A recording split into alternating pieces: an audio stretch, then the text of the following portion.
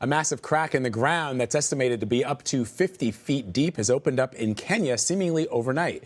The crack stretches along Kenya's Great Rift Valley, and many scientists believe it could end up splitting the continent apart. Deborah Pata is tracking developments from Johannesburg, South Africa. Imagine waking up one morning to find a massive crack running through your home. That's what happened to Elliot in Jaguna, forced to dismantle his house by hand before it was lost to the earth below. He lives in Mai Mahiu, part of the Great Rift Valley in Kenya, a region that has already provided a treasure trove of some of the most important archaeological finds in history. And this latest discovery is so significant, scientists predict it will be the fault line along which history is made once again as Africa splits into two continents.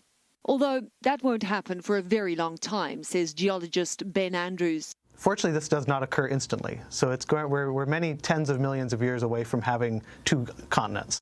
The crack in Kenya sits along the 3,700-mile-long East African rift. Geologists say that rift is growing larger as two tectonic plates move away from each other.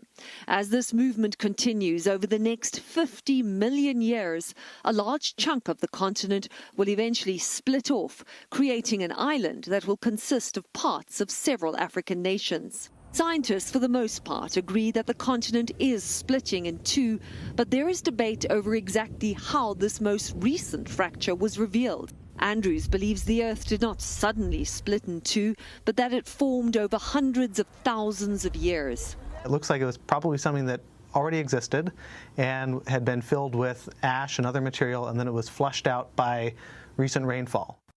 Joining me now from Johannesburg is CBS News foreign correspondent Deborah Pata. She's going to talk to us a little bit about this split. So, Deborah, this giant crack in the earth opened up in what seems like a matter of days. Can you give us an idea of how large it is and what geologists say may have caused it? It's quite phenomenal, really, Vlad. I mean, it's about 50 feet deep and 60 feet wide. I mean, imagine something like that just suddenly appearing. Although geologists in part are saying that actually it was there all along, just hidden away from the world, and that because of some heavy downpour in recent weeks in Kenya, it cleared away what essentially was volcanic ash, which is a lot softer than normal rock, and that is how it came to be revealed. Although not everyone agrees with how this was formed, but that's certainly a lot of geologists are saying that is probably what happened. You know, I know a lot of people are really interested in the science behind this, and some of the pictures are really amazing, but I'm very curious about the people on the ground because, as you know, Deborah, things like this can affect people's lives in a significant way. So how are people reacting, and what does this mean for people living in the surrounding areas? How could their lives be impacted? It already has taken place for some people, Vlad. Well, we've seen some people who literally woke up to see a giant crack in their home. Can you imagine waking up to something like that? One man said that he started screaming and tried to grab as many belongings as he could and actually physically dismantled his home by hand as quickly as possible before it could be sort of sucked in by this giant crack that had appeared there. He now has nowhere to go. So it's one thing to dismantle your home and move, but where do you move to? This is the Rift Valley. This crack lives on a line that is about 3,700 miles long, and there are faults all along there, so this could happen again.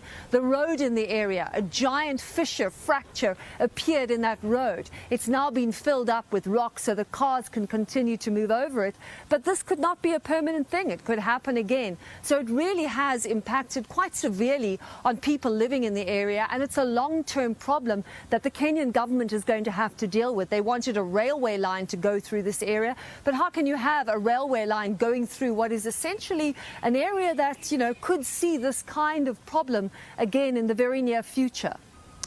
It is a story that is to be continued. Deborah Pata, perhaps for the next couple of years, certainly the next couple of million years. We appreciate it as always. Thank you.